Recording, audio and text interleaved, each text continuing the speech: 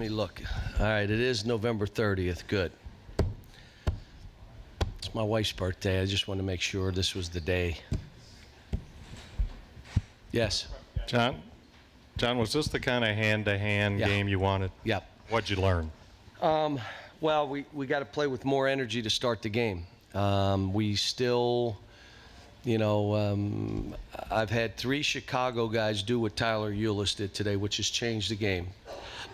I had Derrick Rose, I had Anthony Davis, and Tyler Ulis. And very rarely do you see a guy walk in and just change the game, like change the whole flow of it. And he did that today. But let me go back and tell you, Andrew Harrison was really good today.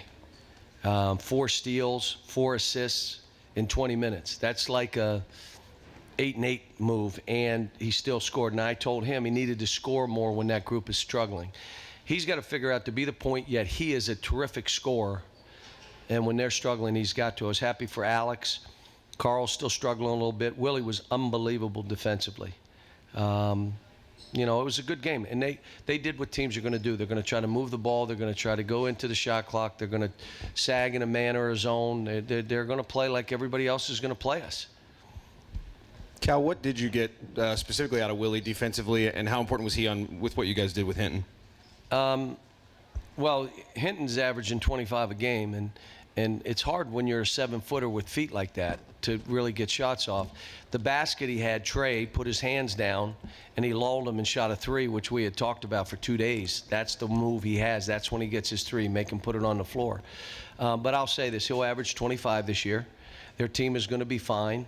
They're still, they're beat up a little bit and not real healthy, but they're going to be fine. And like I said, I was happy we were up at half, and I told our team this is what we need, and we got another one coming up Friday.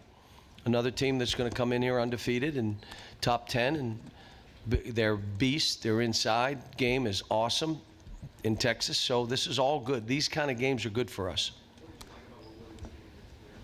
Willie also was good in the post today, which gives you the added dimension. Now he's guarding one of their best players, and he's able to go on offense and score. It was a tough matchup for them, because the guy guarding him was going to be about 6'6", 6'7", and he's about 7'1". So, Cal, as much as you guys had started to lock down defensively, they had the ball down 6. They're going to the rim to cut it to 4 with 10 minutes to go, and Alex rises up and blocks and has a little stretch there. Alex had a block. He had a rebound, and he's still finding his way. This isn't easy for these guys, but I will tell you this: they don't have time to say, well, it takes me 5 minutes to get going. You just don't have time for that.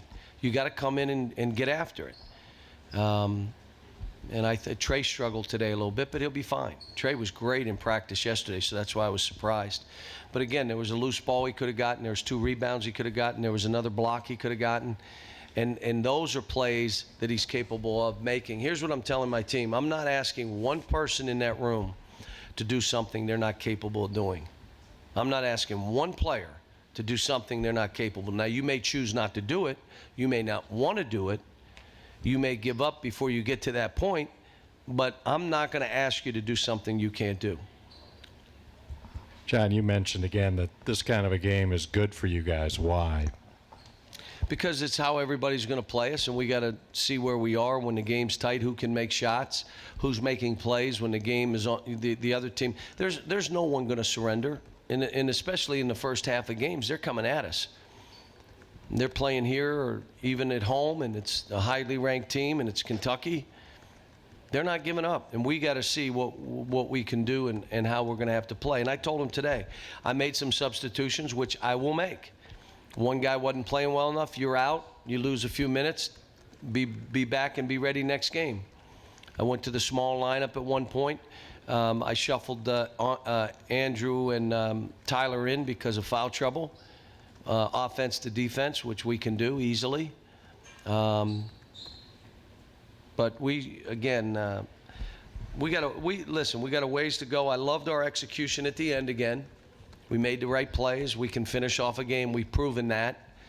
Now we got to get a little bit more comfortable and confident against the zone. I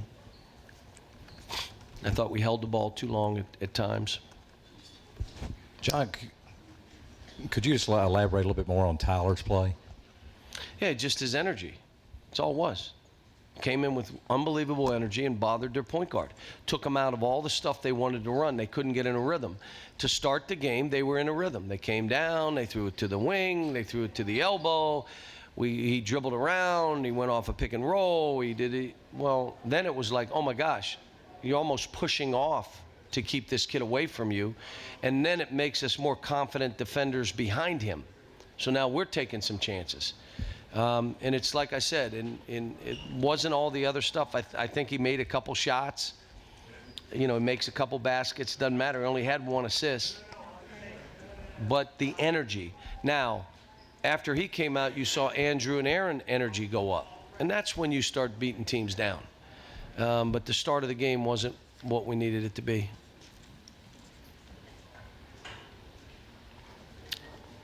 Yes? That's it?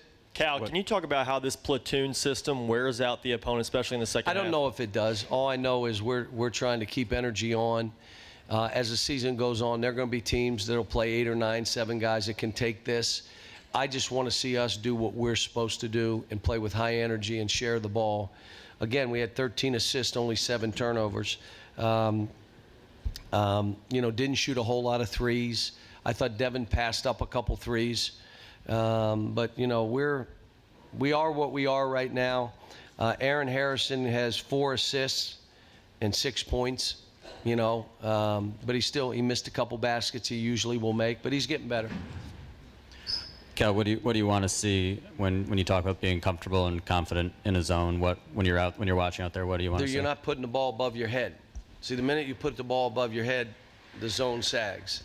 You have to be an aggressive player, catching it on the perimeter like you're going to make a play and then make a pass. That means you got to be willing to make plays. You can't just say, I'm giving it up and let somebody else do it.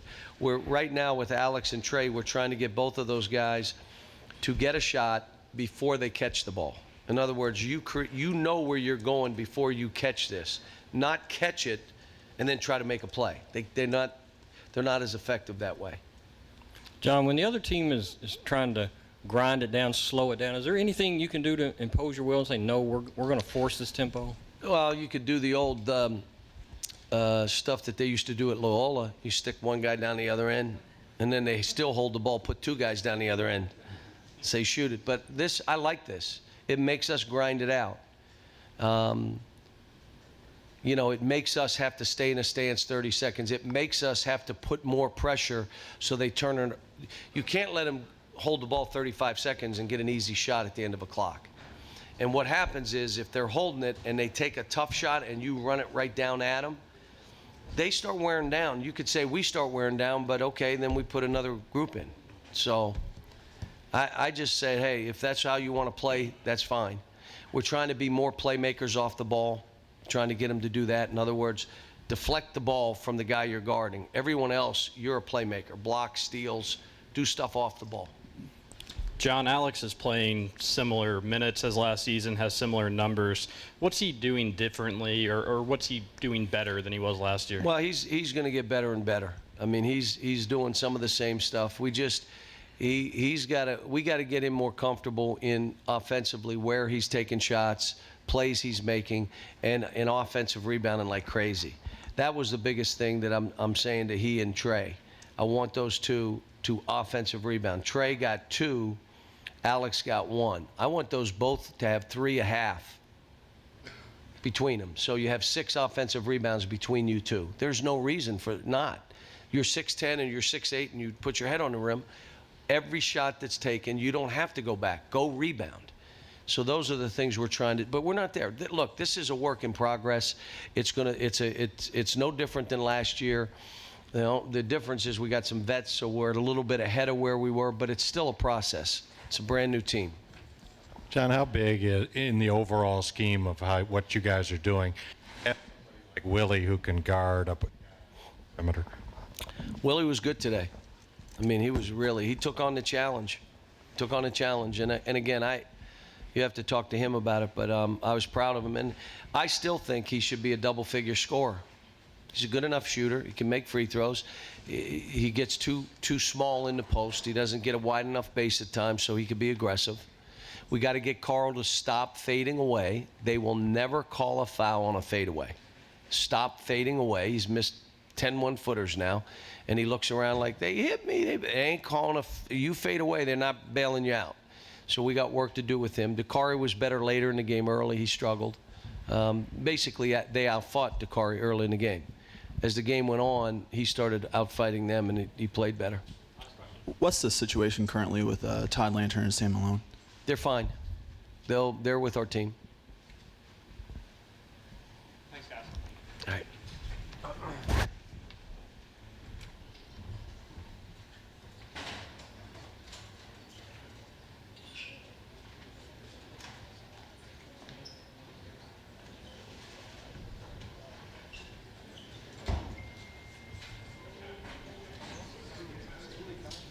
Okay, Providence will be up next before the UK players.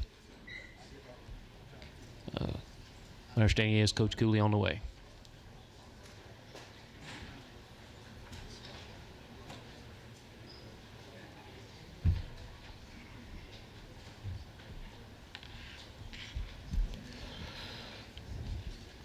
A couple other game notes. UK's 12 steals, a season high, and included 4 steals by Andrew Harrison, as most by a Wildcat player this year. Also a key stat for this game, UK won the turnover battle 18-7 and won the points off turnovers 21-2.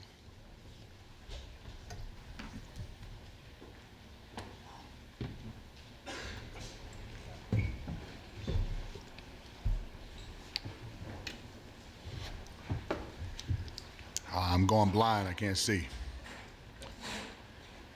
Where do you start? First of all, I'm really, really proud of our team. We had 2 guys who hadn't practiced the last 5 or 6 days, and it definitely showed, in particular with Chris. Proud of our guys. We came in and tried to execute a game plan, and I thought the biggest key today was Ulis. I thought he was very disruptive with his ball pressure. And we couldn't get into an offensive flow. A lot of that has to do with the length. We missed a lot of layups at the rim, and some of that had to do with the length of this team that all you writers are so blessed to write about here at Kentucky. But I'm proud of our group. This game will serve us well as we prepare for our Big East season. It's a game that you want on your schedule to see a different style. It is our hope that we get to the NCAA tournament and face Kentucky again. I think our players learned a lot today, our young players in particular. I thought Pascal played well today. I thought Carson DeRozier, being a 5th-year senior, performed well today. We just didn't have good ball movement, so that's on me. I got to do a better job coaching our offensive flow and rhythm, of which I'll be accountable to. But other than that, it was a good college basketball game, and I'm excited to move my team forward as we prepare for Boston College.